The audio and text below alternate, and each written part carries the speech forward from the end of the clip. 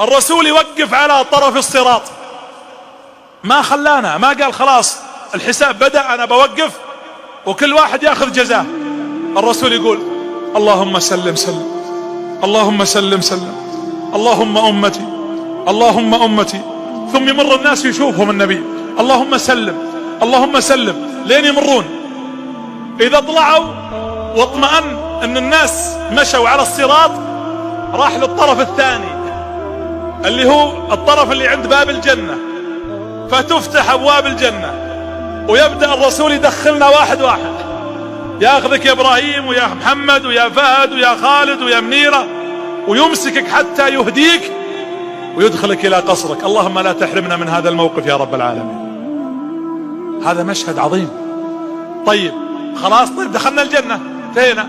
لا، فينظر النبي فيقول إن من أمتي من أدخله الله النار.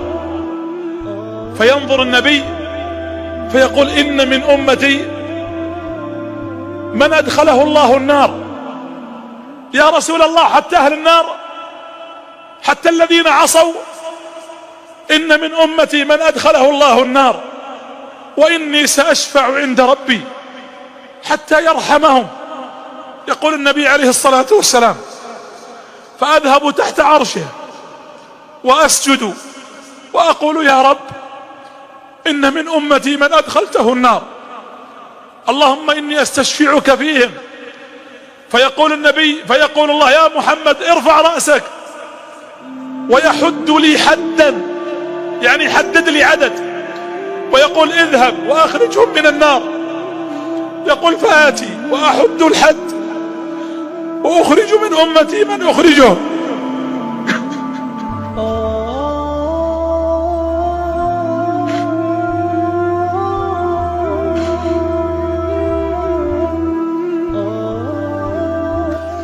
ثم يقول ادخلهم الجنة ويبقى عدد، فأشفع مرة ثانية فيحد لي حد فأخرجهم وأدخلهم الجنة. يقول 4 مرات. يقول فأستحي من ربي وأسجد مرة خامسة فأقول يا رب إن من أمتي من أدخلته النار.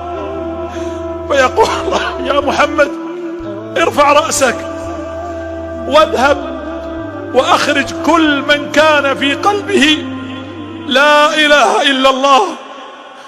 يقول فآتي وأخرج منهم، ثم أذهب المرة السادسة فيقول الله يا محمد اذهب وأخرج كل من كان في قلبه مثقال ذرة. يقول فأذهب حتى يقول الله يا محمد اذهب وأخرج كل من كان في قلبه مثقال حبة من إيمان. يقول فأخرج ما شاء الله من أمتي حتى يدخلون الجنة. ثم إذا أردت الدخول